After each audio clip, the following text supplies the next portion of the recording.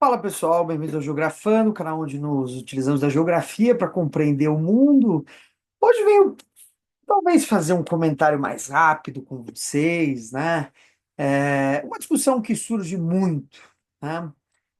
Que é o capitalismo ou socialismo. Bom, hoje eu queria conversar com vocês a respeito do desenvolvimento econômico que pode ser observado nessas duas concepções de modos de produção. Primeiro é a noção de desenvolvimento ela mesma, né? Essa noção de desenvolvimento, ela particularmente diz muito respeito à visão hegeliana, à filosofia de Hegel, né?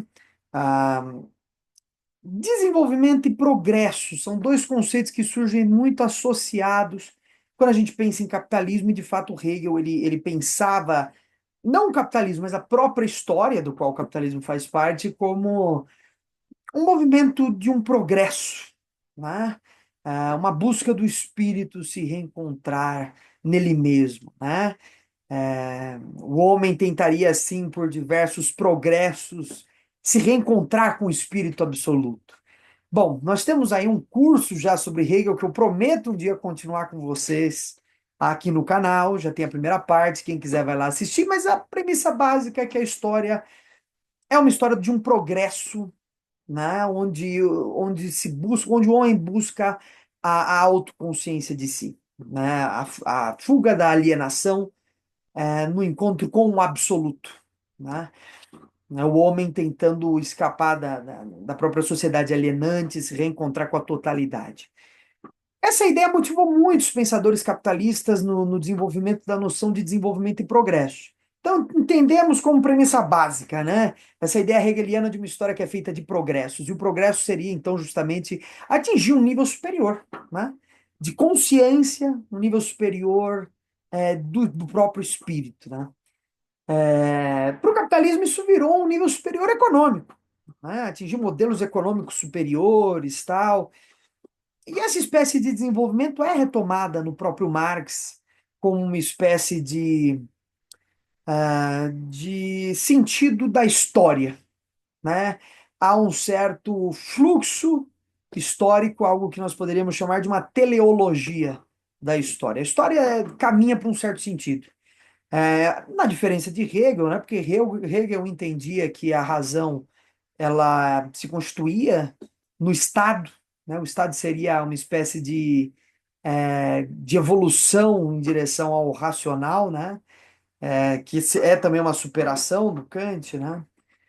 Que via a razão nos indivíduos. Hegel vai dizer que o Estado é a forma da razão, buscando se concretizar. Marx vai além, vai dizer, não, na verdade, o Estado ainda é algo que precisa ser superado, e essa superação se dá justamente no socialismo. O socialismo é um movimento necessário de superação histórico do capitalismo.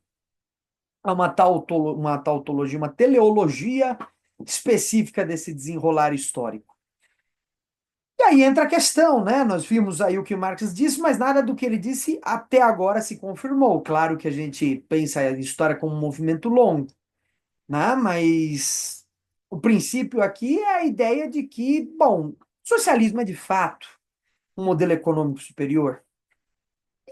E justamente aqui entra uma questão que o Steven Mesaros colocou, que acho uma questão fundamental, né?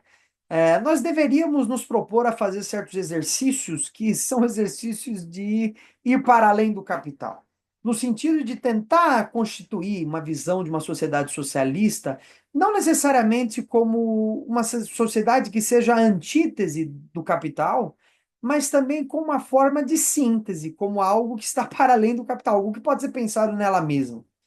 E buscando justamente trabalhar esse sentido, vamos pensar então a história do desenvolvimento do capitalismo. Tá? Então eu fiz mais esse vídeo como um desabafo, porque esses tempos eu vi um rapaz, né, no YouTube parando pessoas na rua e perguntando, né, você prefere morar em Cuba ou na Austrália? Né? E um rapaz que já foi várias vezes lá na USP tentar provocar as pessoas, e eu não ligo, não me sinto provocado, pode ir quem quiser na USP, Eu não me sinto absolutamente provocado. Só acho que o modelo é meio imbecil, né? Porque, né, eu preparo uma pauta imensa, com um monte de informação, te paro na rua desprevenido e começo a te questionar. Eu acho isso daí meio idiota, né? Eu acho que o correto para qualquer um que esteja disposto a um debate não é isso. Não é parar as pessoas desprevenidas. Claro que todo mundo tem uma base de discussão, mas é diferente. Quando eu vou preparado, com uma pauta cheia de informações, e para alguém aleatório, mesmo um especialista no assunto, ele pode sentir dificuldade por ser pego de surpresa, né? Então, acho que isso daí é a coisa mais imbecil do mundo. O correto é você falar, você marcar, você falar, bom, vamos fazer um debate, eu te encontro dia tal, a gente grava o nosso debate, você prepara seus argumentos, eu preparo os meus. Acabou, né? Se não vira uma coisa bem imbecil mesmo, né? Filosofia não é uma coisa, nem a filosofia, nem a geografia, nem, né? As ciências sociais não é algo que é para ser numa conversa de boteco, né?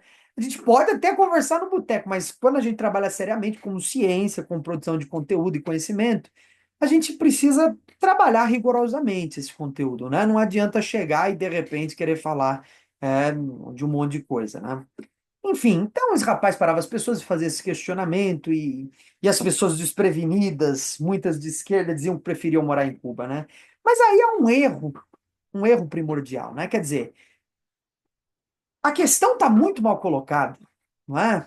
Já começa pela questão. Você não tem comparado, você não pode pegar um país da periferia do socialismo para comparar com um país do mundo desenvolvido capitalista.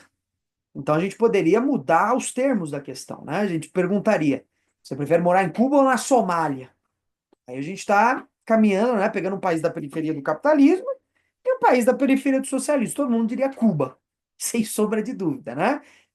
Só o sistema de saúde cubano, né? O fato de que não há fome em Cuba, apesar de que não há riqueza, já é muito melhor do que na Somália, onde existe pirataria e fome e guerras e por aí vai. Então, já começa que a questão foi mal colocada. Então, é sobre isso. Eu quero falar especificamente desse debate entre capitalismo e socialismo, porque eu acho ele muito mal colocado. Geralmente, quando tem um youtuber que vai falar sobre isso para fazer algum tipo de provocação, é muito mal colocado. Então, naturalmente, eu resolvi hoje comparar dois modelos de desenvolvimento. Vamos comparar o modelo americano e o modelo soviético. Então, se a gente já comparou dois países da periferia, Cuba e Somália, e não há dúvida de que as pessoas prefeririam morar em Cuba. Agora a questão é, será que as pessoas prefeririam morar na União Soviética? Isso é muito discutível também. Agora, a nível de desenvolvimento econômico, se formos discutir nesse sentido. A nível de desenvolvimento econômico, se a gente comparar esses modelos de desenvolvimento, os Estados Unidos é um país que se desenvolveu, levou uma longa duração de desenvolvimento, desde o período colonial. Né? As colônias do norte dos Estados Unidos passam a cultivar inicialmente um certo modelo industrial, visto que a Inglaterra não tinha interesse nas terras frias, geladas, visto que, né, os ingleses optaram por um sistema de plantation agrícola. Então, os climas frios do norte não eram propícios a grandes propriedades agrícolas, né, voltadas para exportação, de monocultura. Então, se começa a cultivar nas colônias do norte, desde o início do processo de colonização inglesa, uma certa tendência ao desenvolvimento industrial daquelas regiões. Logo, os Estados Unidos passa a desenvolver até uma espécie de indústria marítima, né, inicial, realizando até certos comércios entre certas relações comerciais entre as ilhas das Antilhas, entre os espanhóis e a Europa, né, fornecendo, alugando navios, né? Então há um desenvolvimento ali de séculos de uma indústria, né, que vai atingindo sua maturidade a partir da independência de 1776 e ao longo do século XIX, com um amplo processo de industrialização, muito reforçado por uma grande intervenção do Estado na construção de infraestruturas. Né? A partir da Guerra de Secessão, final do século XIX, o modelo industrial urbano prevalece sobre o agrário rural, e você tem o desenvolvimento de uma economia e chega aos níveis que a gente vê hoje no século XXI, uma economia poderosíssima, né? Que já foi uma economia industrial muito importante e hoje é uma economia financeirizada. Tá? Quando a gente compara com o modelo soviético, é assombroso o nível que a União Soviética conseguiu atingir. O modelo soviético ele foi mas extremamente superior ao americano. Se a gente comparar o americano, que foi um modelo que levou séculos para chegar onde ele está hoje, né, com grandes intervenções do Estado, ou seja, nem liberalismo a gente pode falar lá, besteira, né? Vamos pensar que a União Soviética, no final do século XIX, era um país ainda que existia servidão. União Soviética, na verdade, Rússia, né? Era um dos. A Rússia imperial, a servidão, o regime de servidão, que é característico de modelo feudal, existiu até o final do século XIX, onde os Estados Unidos, naquele momento, já tinha resolvido seus conflitos internos e optado por um modelo urbano industrial. Então a gente pega o século XIX, marcado pela existência da servidão na União Soviética, somado ao modelo, na União Soviética, não, perdão, na Rússia, somado ao modelo russo, que era um modelo que ainda, apesar das reformas modernizantes de Pedro o Grande, ainda era basicamente um modelo agrário, muito marcado pela vida agrária, por uma indústria muito fraca, né? Muito localizada ainda nos grandes centros urbanos, em Moscou, em São Petersburgo, né? Depois de conflitos imensos, né? Que foi a Primeira Guerra Mundial e a Segunda Guerra Mundial, mais a Revolução Russa, ao final de todo esse período, ter condição de disputar com os Estados Unidos. Então é assombroso o nível de desenvolvimento soviético, não é? Então, vamos pensar o seguinte: a Rússia, final do século XIX, servidão pouco industrializada. Ainda vem o século XX, Primeira Guerra Mundial, 1914 e 18. Ela sai derrotada na Primeira Guerra Mundial. Né? Na verdade, tem a Revolução Russa, em 1917, e o Lenin resolve assinar um tratado, né, de paz com os alemães, cedendo territórios russos para a Alemanha. A Rússia sai derrotada da guerra, perde uma boa quantidade de soldados de população nesse meio tempo, né? Depois, logo na sequência, a gente tem período 1939, 1945, a Segunda Guerra Mundial. São 20 milhões de mortes na Rússia. O país que na Europa mais contribuiu para enfrentar o nazismo. Vamos lembrar que tanto na Primeira Guerra Mundial quanto na Segunda, esses conflitos ocorreram longe dos Estados Unidos. Os Estados Unidos se beneficiou na reconstrução da Europa e praticamente não foi atingido. Se você comparar a morte de soldados na Primeira e na Segunda Guerra Mundial dos Estados Unidos e da União Soviética ou da Rússia, você fica chocado. É uma coisa absurda a diferença, né? Os russos infinitamente contribuem mais nesses conflitos, morrem mais, né? Então, quando a gente pensa na situação na qual estava envolta a União Soviética, né? Passando por crises recorrentes, conflitos, né? Depois da Primeira Guerra Mundial, Revolução Russa, Segunda Guerra Mundial, eles ainda estão ali com moral para, a partir de 1945, fazer uma fronte contra os Estados Unidos. Se colocar como seu grande antagonista no mundo. Sem falar do desenvolvimento do programa nuclear e por aí vai. Então, quando a gente compara o modelo de desenvolvimento, não há dúvidas de que o modelo soviético é extremamente superior. Né? Quer dizer, num período curto de tempo, os soviéticos conseguem desenvolver uma economia que é capaz de enfrentar a economia americana que há séculos vinha se desenvolvendo, não é? Então, isso considerando ainda os conflitos mundiais. Então, e esse é o ponto aqui da discussão, é um comentário rápido da minha opinião sobre o tema. E aí fica a minha opinião, quem gostar, gostou, quem não gostar, não posso fazer nada, mas discutam, são sempre convidados, sempre aceito a opinião de todo mundo, desde que não seja agressivo, hostil, que seja educado, até tudo bem. Quando a gente compara esses modelos de desenvolvimento, você mostra que o modelo soviético é muito superior, né? É muito superior. Daqui para frente a gente teria que fazer algumas outras discussões que eu vou deixar para comentários em outros vídeos, né? A gente tem que discutir, por exemplo, então por que que o modelo soviético, né, ele entrou em crise no final da história? É uma questão a ser discutida, né? O modelo soviético, no final das contas, entrou em crise. Há que se discutir mudanças estruturais ali no período Lenin, chegando ao Stalin, principalmente no Brezhnev, onde as coisas começaram a desandar muito, né? No Khrushchev e no Brezhnev. As coisas desandaram muito por uma certa política que se sustentava com base na guerra e que acabou ficando ultrapassada. Mas isso daí tem que ser assunto para um próximo vídeo, né? Agora é interessante falar da China. A gente vê que o regime chinês, as projeções aqui em poucos anos, vai passar os Estados Unidos. E todo esse movimento dos Estados Unidos com Trump no mundo para tentar conter o avanço chinês já é resultado desse desenvolvimento chinês que atinge níveis impressionantes, né? A China hoje, com o seu desenvolvimento tecnológico, desenvolvimento econômico, tem ultrapassado todos os indicadores de produtividade nos Estados Unidos, né? E vai superar a economia estadunidense em breve. É uma discussão que nós temos que fazer no sentido de, bom, qual é o modelo econômico mais interessante?